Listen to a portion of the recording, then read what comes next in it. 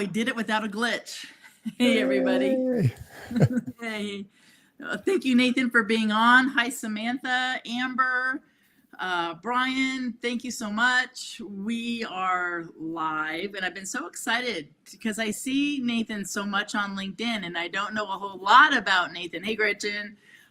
So I'm excited for you to share some stories, share, the good, the bad, the ugly, what stories got you to where you are today. And obviously, hey, Jay, obviously I want to know, what are some next step that's coming up. So I want you to introduce yourself and go for it, Nathan. Awesome. Well, thanks, Tanya. It's so cool to be here. It is great to see everybody in the comments. I love seeing these names, good people that I know. I'm glad you're here.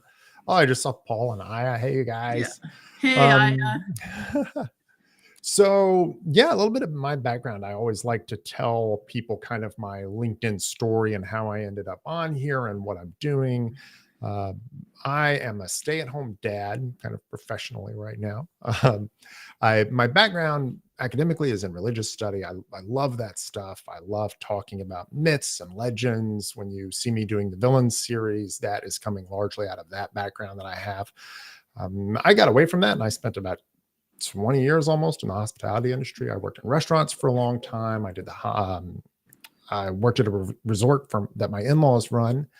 I ran the property. I also did electric, plumbing, carpentry, all that kind of fun stuff. But once I got kind of home with the kids, my wife was telling me, this was a little bit over a year ago, that I should get onto LinkedIn because LinkedIn is a good place for me to meet some people, talk to people, and think about what my next steps are going to be once the kids are in school.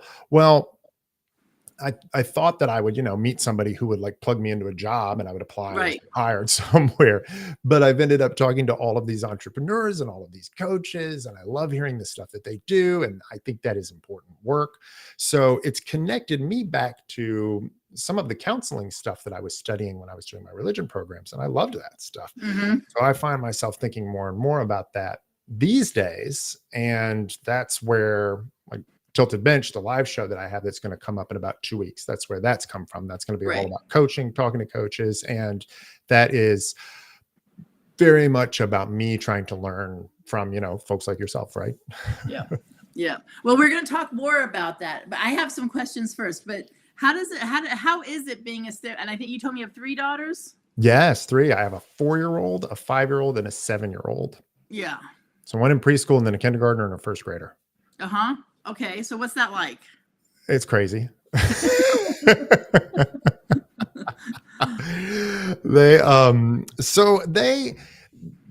are wild. They are very sweet. They keep me very busy. My week revolves very much around them. Anybody who's a parent knows this. Aya even helps parents handle this kind of stuff, right? Where you've got all of these things in your schedule that are determined by the kids. Like I do drop off in the morning, and then I come back on Mondays. I go on the 4-year-old and I pick up groceries. And then on Tuesdays, I take the 4-year-old to story time while the others are at school. And then we do pick up in the afternoon, and then we come home, and then there are a lot of fights that I have to referee because this one's hungry, this one's tired, and this one's fed up with both of them, Right. But it's great. This is really good stuff. So much of what I'm interested in feeds back into the kind of person I want to be for them. When I first started on LinkedIn, a lot of what I talked about and what I still come back to sometimes is talking about conflict and how we deal with that, both interpersonal conflict and also kind of the conflicts that we have in ourselves trying to do the right thing. Like parents very often are completely motivated by our children and wanting to do the right thing for them. So I'm certainly no exception to that. Yes. Okay, so obviously we've got a lot of comments. Brian, I have 3 boys. I think I had it easier. Who knows? I don't know. I have daughters. I have 2, not 3, and they're now adults. They are 25 and 27. I have to get it right in case they're listening, but my babies are 25 and 27. Super proud of both of them. So Tanya, can you keep their names straight? Yeah. Oh, see, because I can't most of the time. Well, no, and so someone's like, Yeah, no, Katya, Anya. So my oldest is Katya, my youngest is Anya, and yes, I'll be talking to Katya, and I'll say Anya, and yes, it happens, and they just roll their eyes. It's been happening since they were little. It just happens. So I'm glad I'm not the only one. I'm assuming it happens to you since you asked. Listen, I'm watching the comments, and so I know we've got a lot of parents here too. So I will admit to you guys, this has only happened once, but one time I called, and they're like outside the door over there, so hopefully Yeah, they're not that's listening. okay. But I called one of the kids the cat's name. Okay. So, I mean, if I can't get that straight, what am I supposed to do? Okay, I love Carla. My brother's name was Scott. My mom called me Scarla all the time. There you go. Oh. See? I mean, that's right. It's close enough. Maybe, I mean, Carla, maybe she could did she use it for both of you or just you? Yeah, they just like to mess with their brains. Okay, so I've been really curious. I love your LinkedIn posts. You have phenomenal stories. You have series, right? So share because I'd love people. Most people I think here so far obviously have seen and know your stories, but there's a few that haven't because I've got a few of my Facebook friends here, clients. You have amazing stories on LinkedIn. You have a villain series going on right now. You've been posting about Ursula. I want to hear about that. What's the story behind this? So the villain series came about. The first one I did was in October. I ran it for 6 weeks. I did Monday through Friday, 5 days a week. I did 4 pretty long text posts and then a video post, picking villains from just different backgrounds, some mostly movies or film, and using them as a way to examine in that series how we handle conflict, how we can think about it. Villains make bad choices. That's what makes them villains. So, yeah. So if we look at them, we can see examples of things done wrong. And since a lot of the fun ones to talk about are pop culture icons, they're kind of these touch points that we have in common. So it's a good place to go to find stories, film and theater and stuff like that is a good place to go to find villains that everybody's familiar with. The idea is to rehash the story and then find ways to talk about that subject. Now, the current series is focused on legacy and thinking about what it is that we are leaving behind after we live our life, after we do our job, different phases of life. And villains have a lot to teach us about that too. Ursula has this thing where we're in the middle of this conversation this week about how Ariel is young, she's impulsive. She's got on the one hand her dad trying to control her. On the other hand, she's got Ursula who offers her this deal through this contract that she signs. Yeah. And now too good to be true deal. Right. And it is too good to be true, right? Right. So, Ariel ends up stuck and Ursula kind of takes control, and Ursula uses the contract as a way to force Ariel's hand and then to force Triton, her father's hand. And so Ursula kind of steals any chance of legacy that either of them has in order to kind of build her own, which is entirely based upon a sense of wanting revenge. So lots of things go wrong there. Yeah. And I like the comment. So I'm Paul, I'm not ignoring you. I'm going to ask this question. In fact, Nathan and I kind of was saying we're going to wait a little bit towards the end to talk about his upcoming project. So not ignoring you, Paul. While you've got it here, though, this quote from Nadine, right? Yes. So Ursula came. So I have a list, a long list of villains that I started compiling back when I did the first series. And for several of them, I have in parentheses the names of different people who were commenting on the series during Villains 1, and they wanted to see that villain. So I've got a little list of which ones I need to use. Ursula had a pretty hardcore fan club, and Nadine was one of them. So I knew that I needed to do Ursula on this series because I value all of you out there, and I wanted to, kind of give Ursula out there. I also knew that if I didn't do Ursula, I might be in danger. So, so do you have a plan for the next series? It's funny. Like I said, I had this long document. I when I did the first one and I started making this list of other villains, it was just this kind of amorphous, here's a big list of names. Well, then when I started trying to think about how to do another series, I thought, okay, well, I need to group them and maybe I can group them around themes. Mhm. So I have two other possible series. And then after that, it gets a little wishy-washy, but I've got some other possibilities out there. I can't say too much about it because part of the fun is that they're supposed to be a surprise. So Yeah. Yeah. Okay. So it's a surprise. All right. So I know we're kind of building up to your next project, which I am really curious about. Thank you. And I'm very honored to be one of your guests on your upcoming live on your series. So throw it out there. yeah, so you guys have just heard, this is a preview. Tanya and I will be talking again. Mhm. We'll be talking more about coaching, which I'm excited about. I'm looking forward to it. I've got a really good lineup. So the story behind this is that I've been having this it's a little bit of a coming home feeling for me in terms of starting to think about counseling again. Counseling is something when I was much younger that I really cared about. I really wanted to get into. I love it as a way to help people. And coaching is a form of counseling. So all these coaches I talked to, I really like that. This is one thing that's going on. Another thing that's going on is I had a conversation with Doug Lawson, who does marketing, back in December, I guess it was. And I'm not at a point in my own process where I'm really ready for a marketer, but through whatever channels I ended up getting this conversation with him. And one of the things that I talked to him about was that I'm trying to figure out and shape what I want to do. And he suggested, well, why don't you run a podcast? Because if you run a Mhm. podcast, you can pick subject matter experts on something that Yeah. you're interested in. You can get them on the show, and then you get to ask them all these questions. And, my jaw hit my lap. I'm like, wait, you don't have to be an expert to run a podcast. You can just bring people on and ask them questions. Yes. It's brilliant. So coaching, this idea of doing a podcast, and then I love live events. I mean, stuff like this. It's so fun.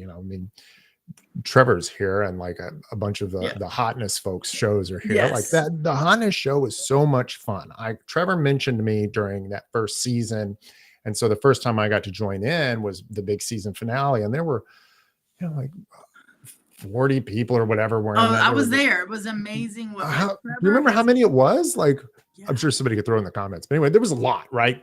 So I was just like, this is a lot of fun. Wait a minute. I could do the coaching, the kind of podcast type thing, and I could do it as a live event. So here we are. So I decided to do Tilted Bench. It's going to be live conversations about coaching. I will also stream to YouTube, so things will be saved there.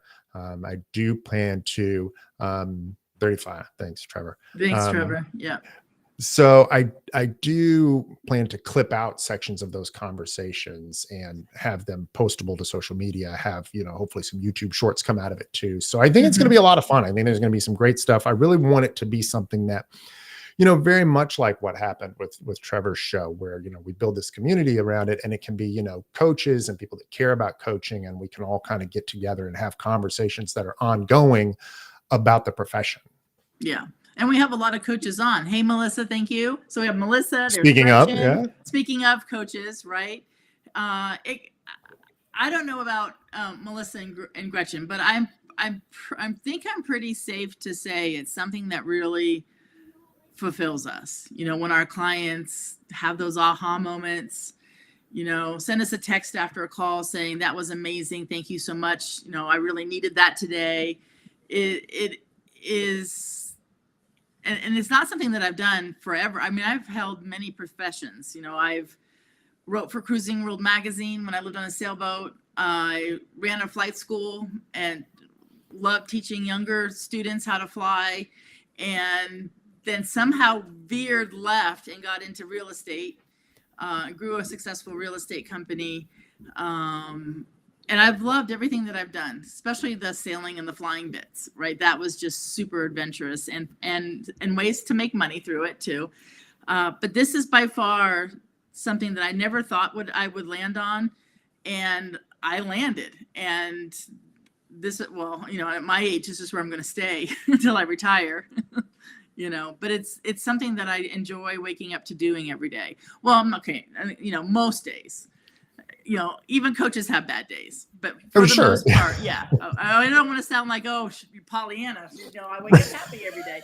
Most of the time, yes, but there are those days. Yeah. Well, I think, like a lot of what you're talking about there is the stuff that speaks to me too. When I first got into college and I was thinking about what I wanted to do, I was headed towards being a professor for a while. But the thing I liked about the idea of doing that is, you can explain something to a whole classroom full of kids and, kids, yeah, college students. And they're kids for me. Yeah, right.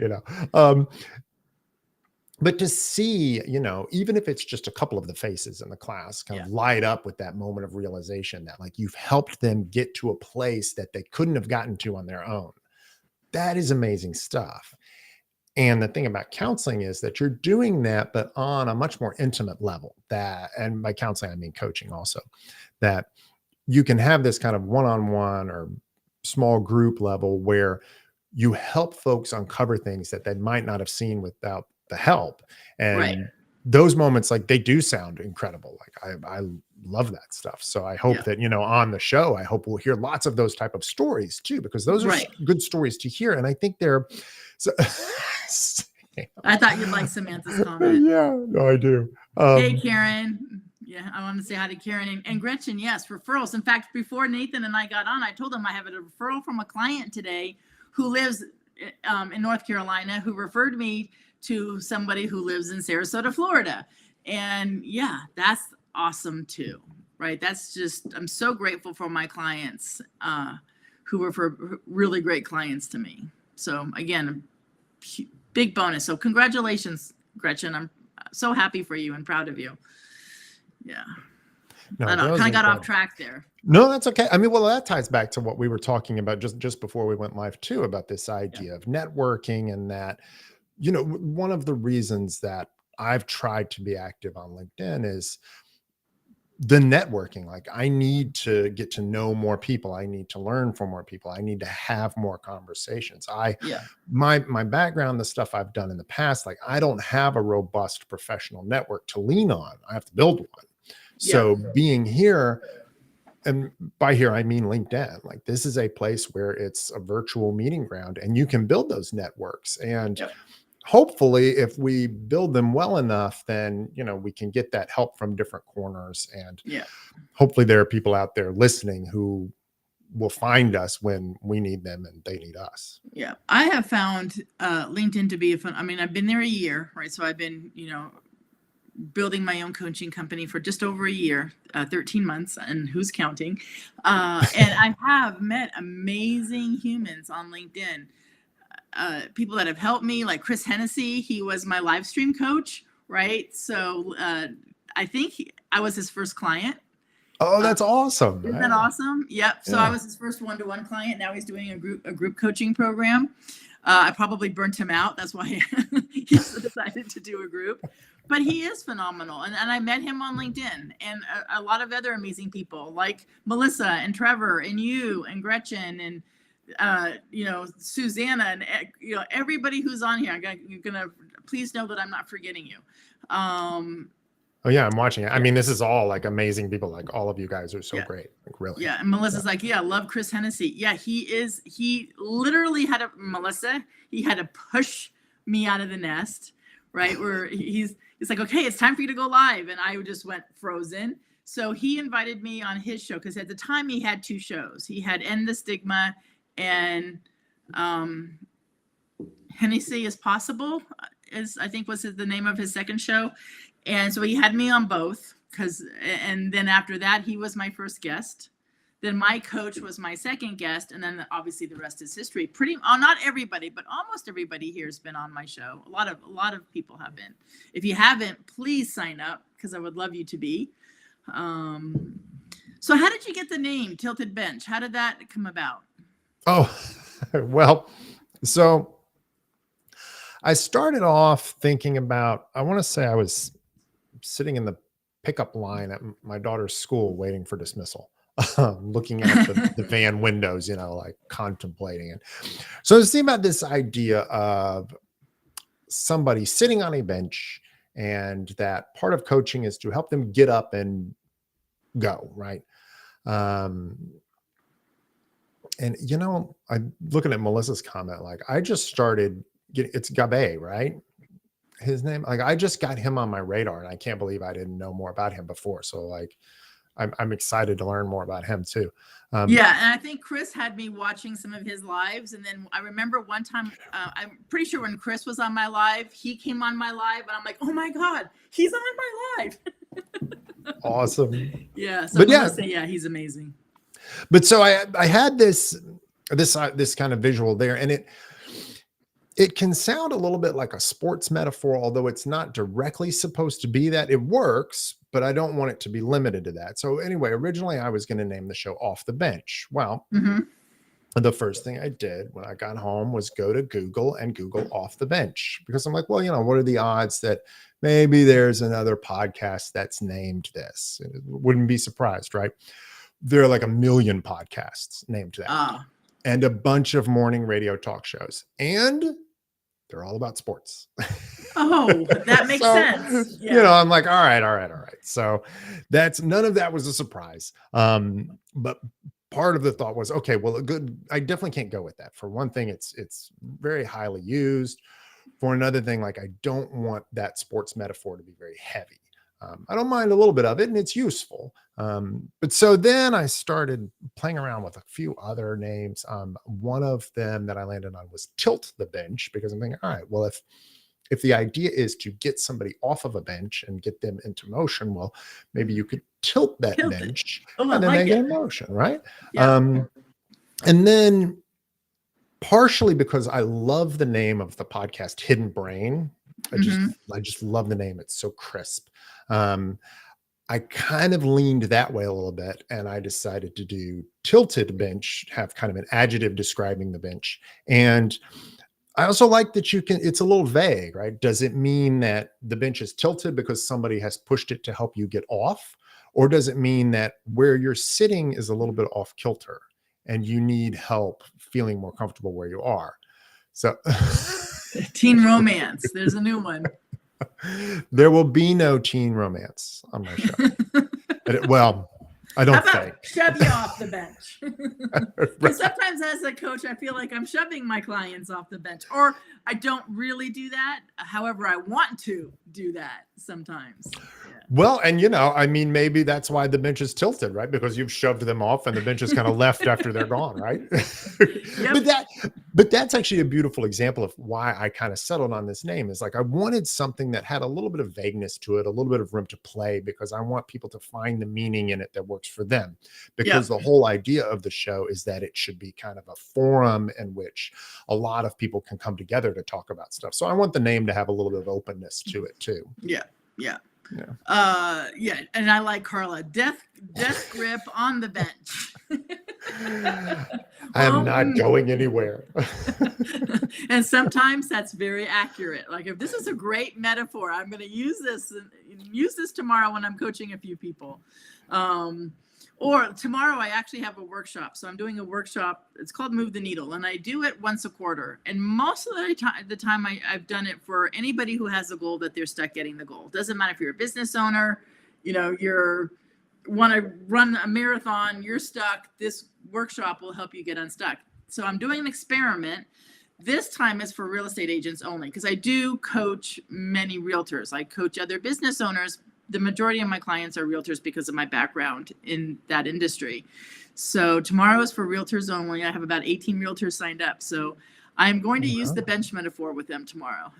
Oh, I'd love to hear how it goes. Oh, that sounds fun. Yeah. Yeah. So it's the first time that I've made it industry specific. So we will see how it goes. And very, very fortunate that I have about 18 people signed up. We'll see who shows up. But yeah, it's one of my most fun workshops that I give, and I don't charge for it. So how often do you do that?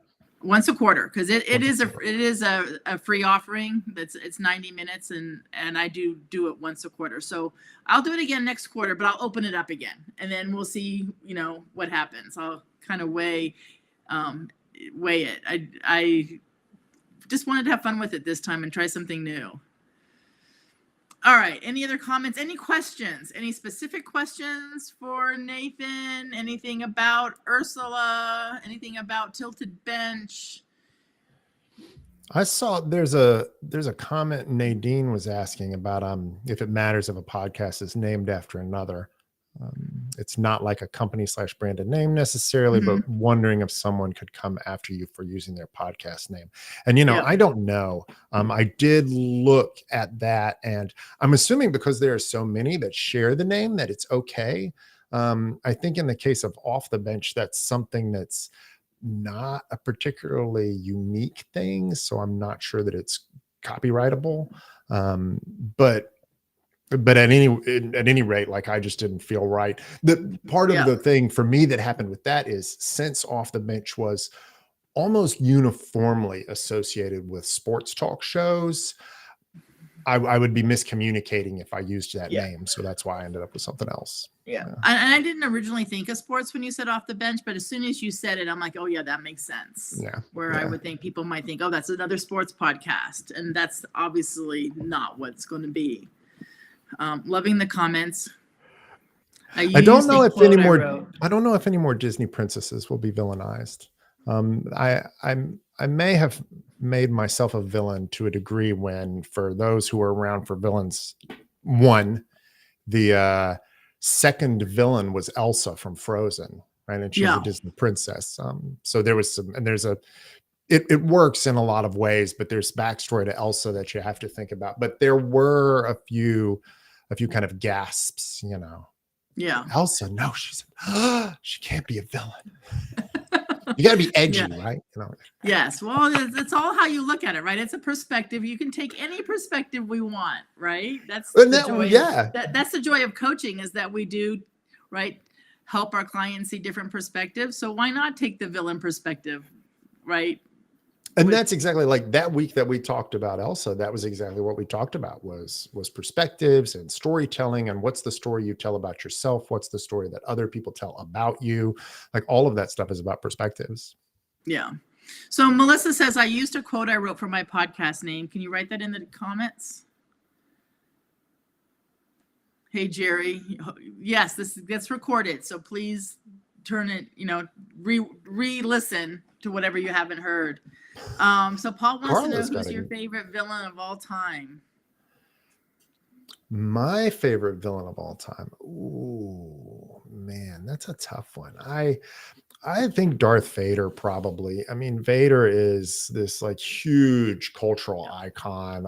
I'm a big Star Wars fan. Me too. And I had Vader in the first series. He was the third one.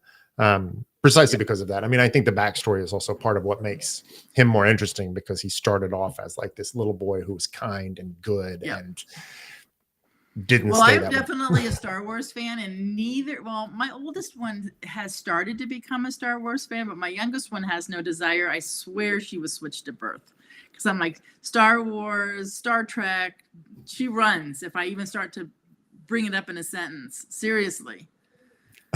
I love it. I don't know how this happened, but with my kids, somehow they ended up being fans too. I mean, I've rubbed it off on them enough that, like, the first Star Wars movie they will want to watch, I tried to get them to watch the second one and the third one from the original trilogy. And once the Emperor came on the screen, they were like, no, he's too creepy. Forget it. So I'll take what I can get. So awesome comments. All right. Victory and victim both start with the same way. Yes. It's up to you on how it ends. I saw that on LinkedIn. So yes. Thank you, Melissa. I did see that. That's a great line. Uh-huh. Yep. Yeah. Paul says his is the Joker. Ooh, good one. Oh, the Joker is really good. Yeah. He's one that got suggested by a lot of folks too, for somebody who needs to make an appearance in one of the series, because he's iconic also. Yeah. Maleficent, for me, Paul, for Samantha. And she kicked off that movie. Which movie? Maleficent. Oh, like the live one, or the no, the live, yes. It was fun because they played with the whole backstory thing. Why is she so bad, right? Yeah. Yes, I love Thank you, Jerry. We have more Star Wars fans. Yeah. I like the Hulk. Melissa, you have the best comments.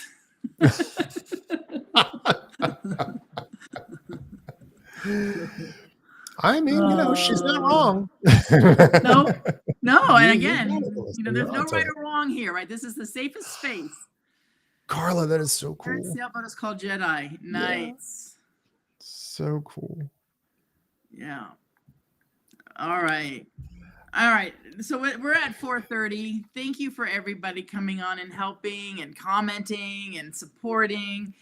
Any last words? Any last things you want to pitch or talk about before we say goodbye, Nathan? You get the last word. Well, thank you. Thank you for letting me be on here. I mean, everybody who's here, like I can't wait to go back through and see the comments that I missed, because I've seen a lot of great me ones. too. I And know, there's I like 2 missed even more. threads. I know. We'll have to There's check 2 both threads going. pages. So I need to learn more about that. I do want to remind everybody that Tilted Bench is going to be Wednesdays. It'll be at noon Eastern time. It's going to be a half an hour. I've already got a great lineup of coaches. We're booked up through almost the end of July. So a couple months, and it's going to be great. So please come drop in the comments if you can. And if not, I will have them recorded, and so they'll come back around. Okay. And so you're on LinkedIn. Yes. Anywhere else? Is anybody Yes. here that's new wants to find you and look at your series, they can find you on LinkedIn. Start with me on LinkedIn. Yep. That's where most of my stuff lives. I do have a website. I do have a YouTube channel, but LinkedIn is the place to start. And from there, you can get to the other ones. Okay. Awesome. Okay. This is one of these days I won't get to these things at the end. Hi, Amara. Better late than never, right? That's right. Yeah. And you can go back and listen. All right. Is it Gretchen? Yeah. Don't leave the public shopping cart in the blind spot. No. It's awful. Or, runs it into your car. I've had that happen many, many times. Yeah. That's the henchman that does that, Yeah. And I love that Paul says, we will be there to support you. Of course we will, for sure. Yeah. All right, everybody. Thank you. This was fun. That was one of the fastest 30 minutes I've had on a live. Nathan, oh my gosh, this went so quick. Yeah, I can't believe it. Looking forward to keep following you on LinkedIn. And thank you for sharing time with us. Thanks for having me on. And I'm looking forward to us doing this again in a little while. Yeah, it won't be that long. Yeah, I forget the date exactly. I'll drop it in the comments. It doesn't matter. Maybe. We'll start advertising it. Yeah. Yep. And I'm sure you have a phenomenal lineup. So I'm looking forward to all of it. I love learning from coaches and connecting with coaches too. So it's going to be fun. Great. Yeah. It is. All right. Bye, everybody. Thank you.